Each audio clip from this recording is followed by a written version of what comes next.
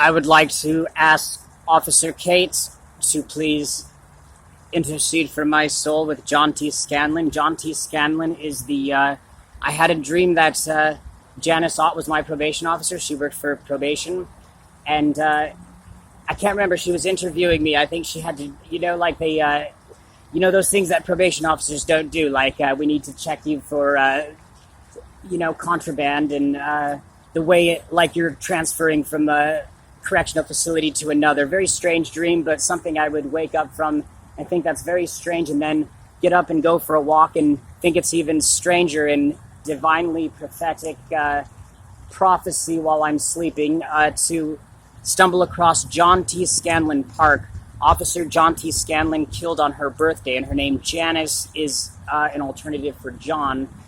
And it just so happens the Valentine's Day, her birthday, following my stumbling onto that as a result of jumping off a 3-story building and spending 10 weeks in a wheelchair where I was just learning how to walk again and get out of that wheelchair at that IRTS facility that's close to John T. Scanlon Memorial. Okay, so I go up to John T. Scanlon Memorial, the officer that's killed on her birthday, and then her following birthday, anniversary of his death, 17 die and 17 are injured the day I move into room 17 on the 5th floor.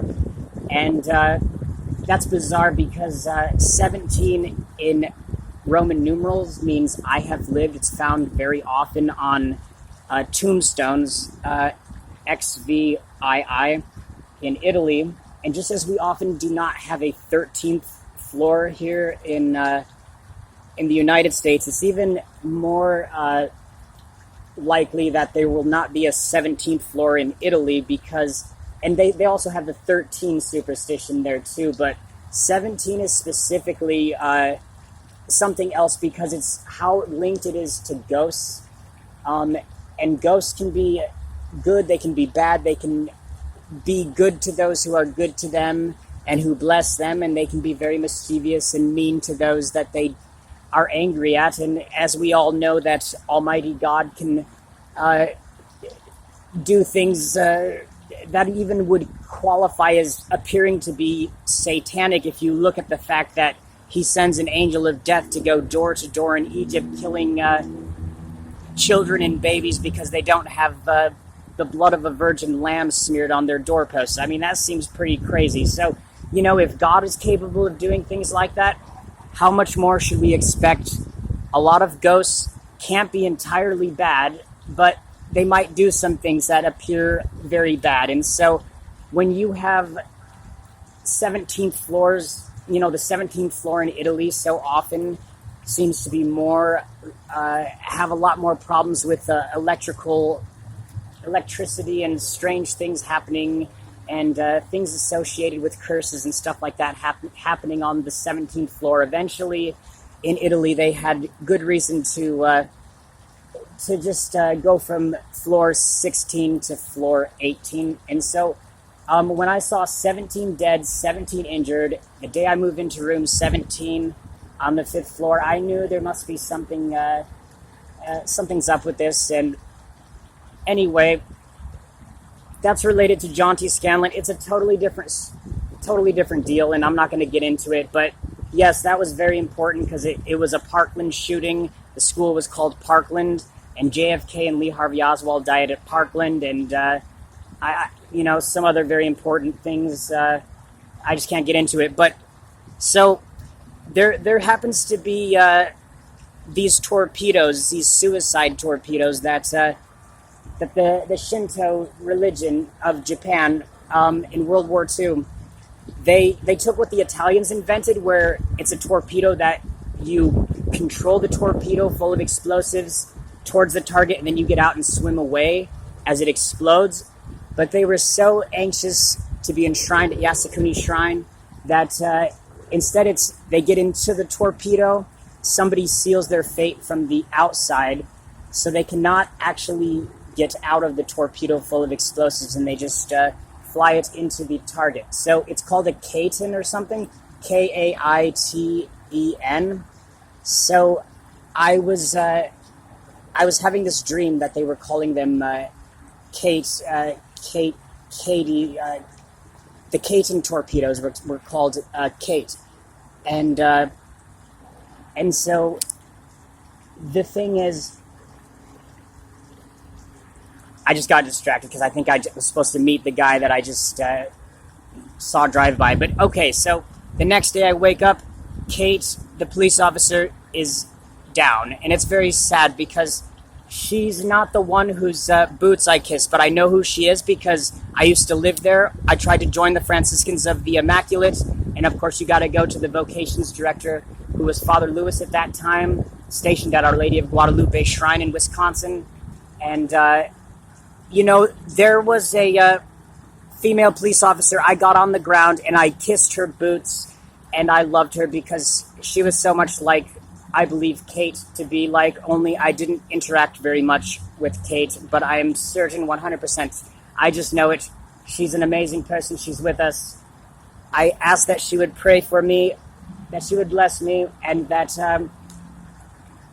she would help me obey the law because I haven't been able to, and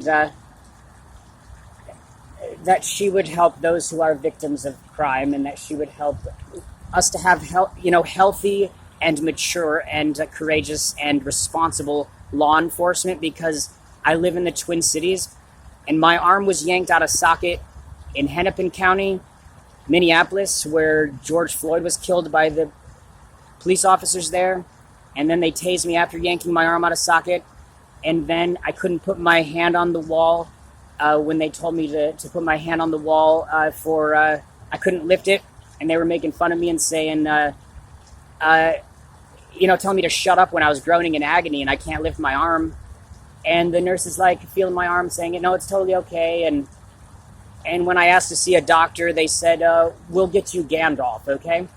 I sometimes wonder, did they cause some sort of a Gandalf curse to descend upon them perhaps? Because it was less than 2 months after that incident that George Floyd died in Minneapolis, and the entire Minneapolis Police Department has become the laughing stock of the police. Nobody wants. They're the last. You do not want to be a Minneapolis cop at that time because they burnt the precinct.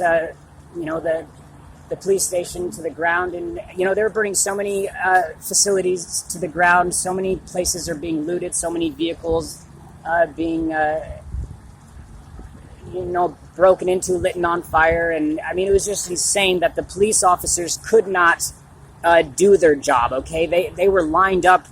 I've seen footage of them lined up in a row and trying to get out of their cop cars to try and do something, just to get a bunch of rocks thrown at them and going through the windshields of their vehicles. They couldn't do their job, so they literally just had to sit back and let whatever happens to the city happen until the National Guard show up, and then there's soldiers at checkpoints and armored cars and these things that look like light tanks going down the university street. And let me tell you something, though. Those very police officers who yanked my arm out of socket and tased me and did all that stuff, if it had been an officer like Kate, I would have been on my knees kissing her boots, and I would never do that for a guy, but the right officer, especially when female, can do something that no man and even Jesus Christ and God the Father is not capable of actually doing, okay?